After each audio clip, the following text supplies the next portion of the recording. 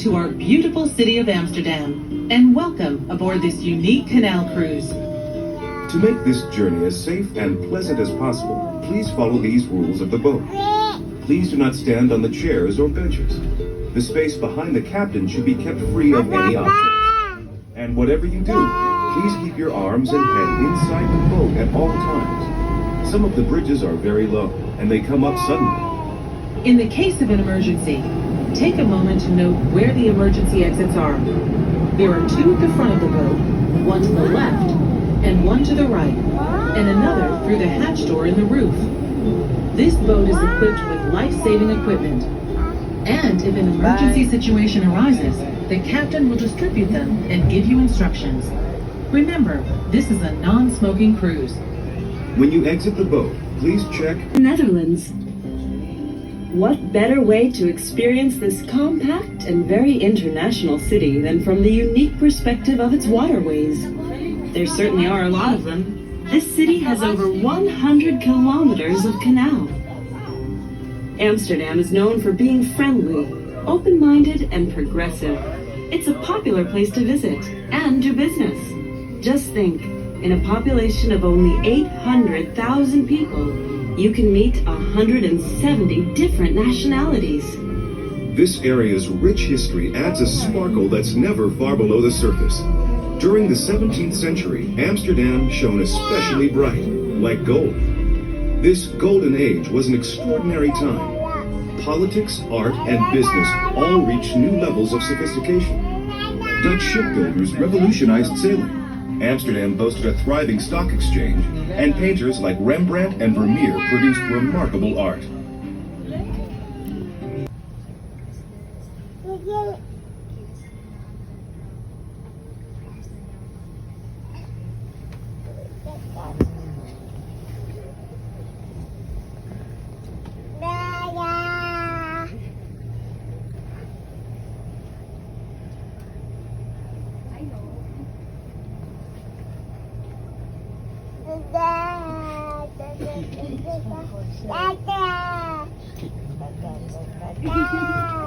Milela.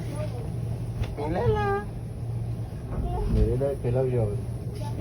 Milela. José Milela.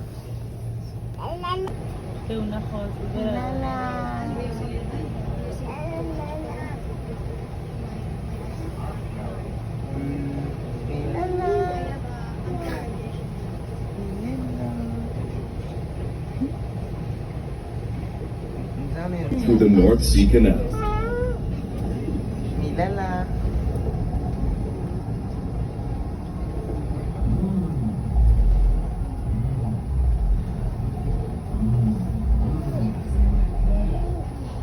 The Eye Film Museum is located in North Amsterdam, a city suburb. It's the white building with the unique architecture. North Amsterdam, as well as other areas around the A, are being developed rapidly with a modern flair. You'll find many interesting buildings popping up as Amsterdam continues to grow.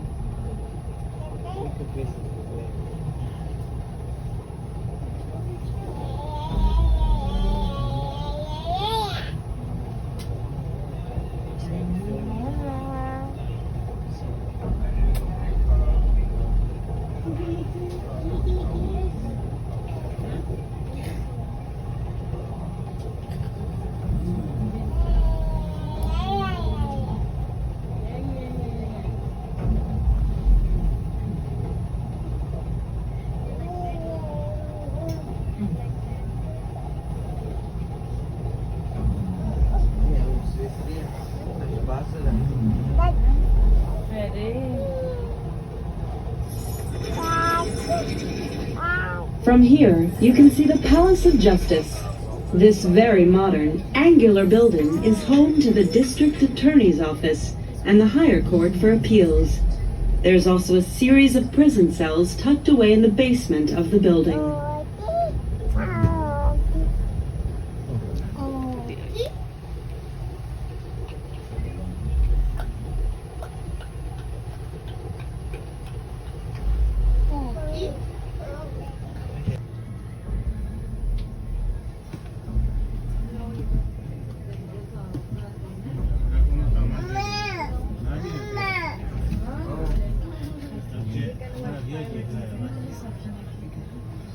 We're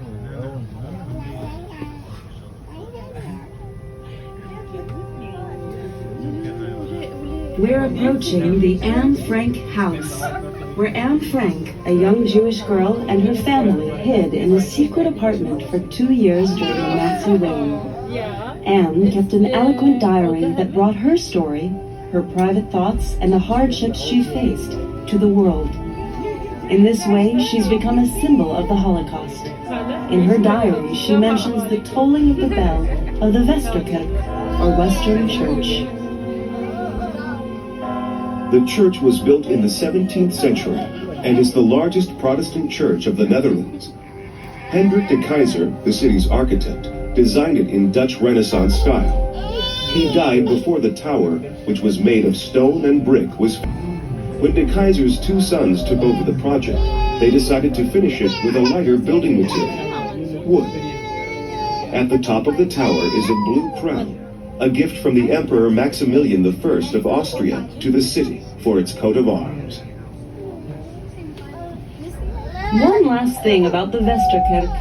This was where the famous artist Rembrandt was buried, in an unmarked grave.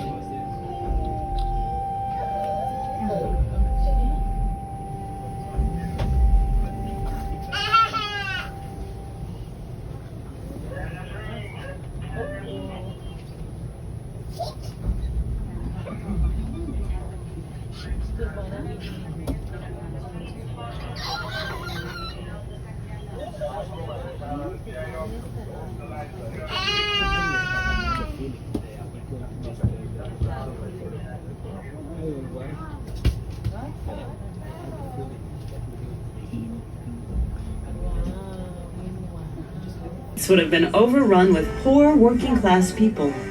You'd have to step around with open sewers and steel yourself against the nasty smells of dead animals and the tanning business that hung heavy in the air.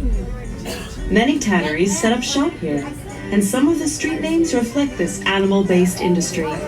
You can find a bear street, a deer street, and even a skin street. In general, though, it was the cow, and sometimes the goat or hare, whose skins were tanned, and these were used to make shoes, saddles, and many other items. Today, you get to experience something very different. The streets are now lined with cute little shops and fancy restaurants, and the air is fresh.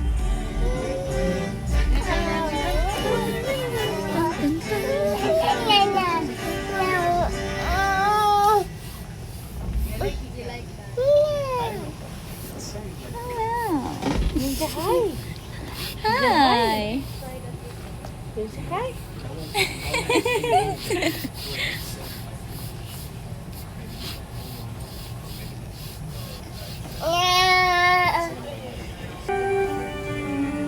Have you noticed how many homes have brick facades or faces?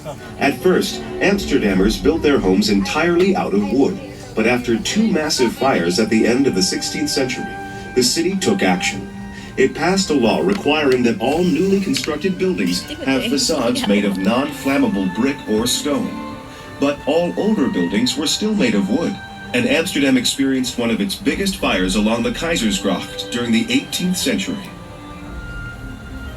Today, the older houses still have their original wooden skeletons.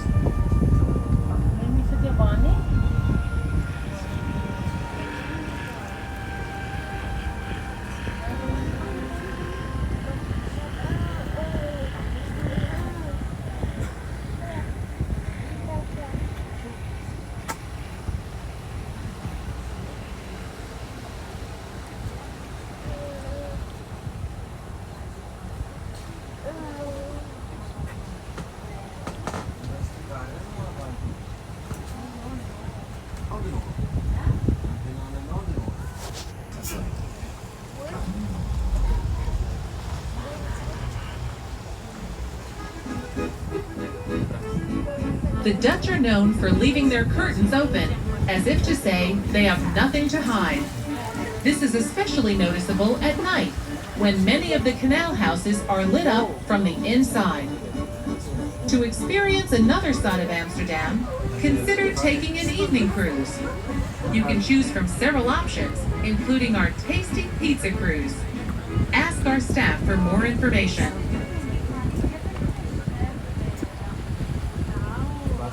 You're doing the evening course.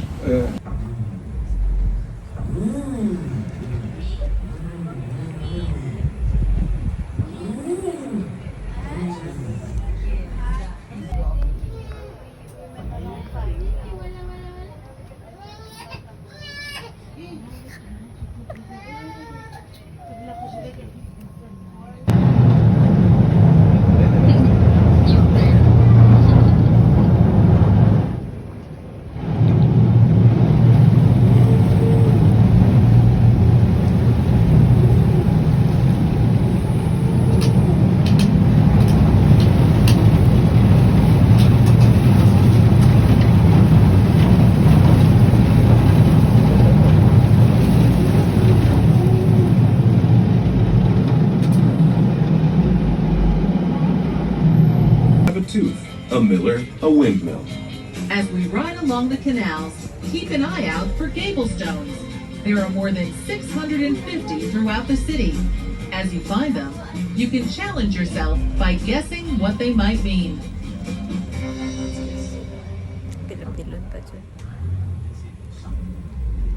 So many flourishes and details, ornate door cases, sculptures, and of course the decorative gables at the roofline.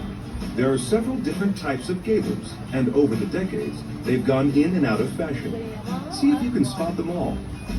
The oldest type is the spout gable. This basic triangular shape is seen only on warehouses. The 17th century step gable looks just as you'd expect, a series of steps. The neck gable, with its straight up and down sides and scrollwork decorations, came a bit later, followed by the bell gable, which has Tried to break into the house. They were beheaded by a brave servant.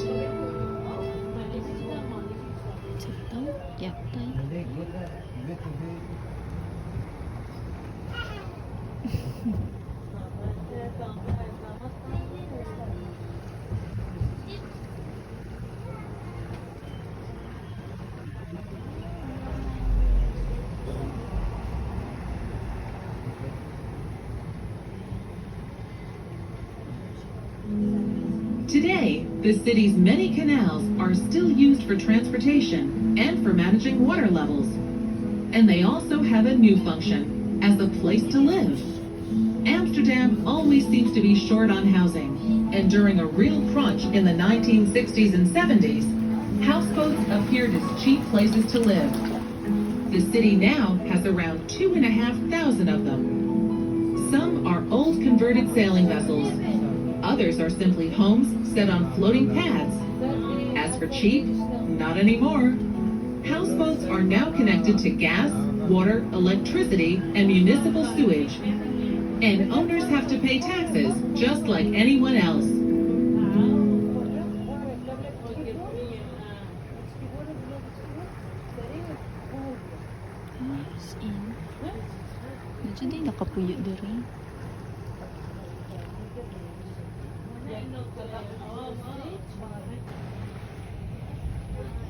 Brouwersgracht, or the Brewers Canal. This canal was part of the city's 17th century expansion. It connects the three main canals, the Herengracht, the Keizersgracht, and the Prinsengracht, and used to form the northwest border of the city.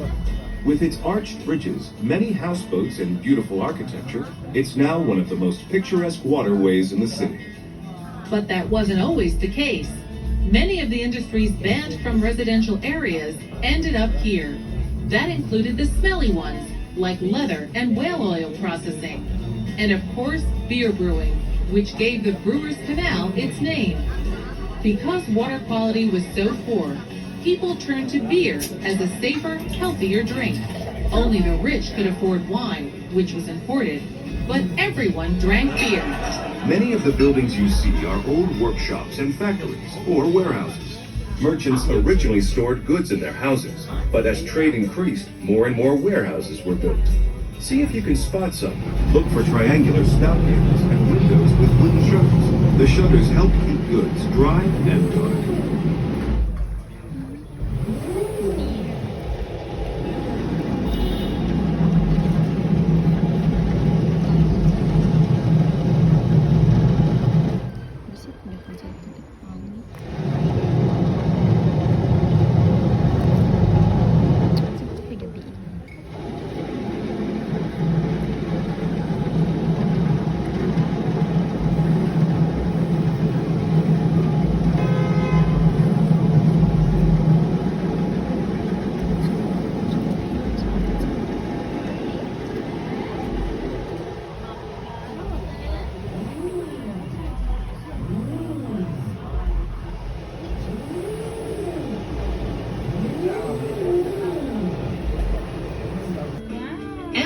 replaces the gate every 50 years or so.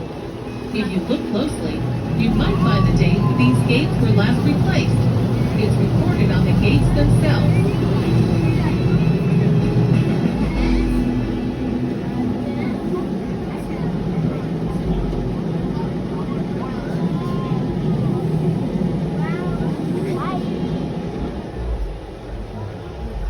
We're now approaching Damra, the original mouth of the Amstel, and nearing the end of our cruise. It's here where the Amstel once met the egg that a few peasants with dreams of building a future spawned this great city. Clearly, their ingenuity and hard work have paid off. That first dam across the river started a series of events that's led to the incredibly unique and picturesque Amsterdam we're able to enjoy today.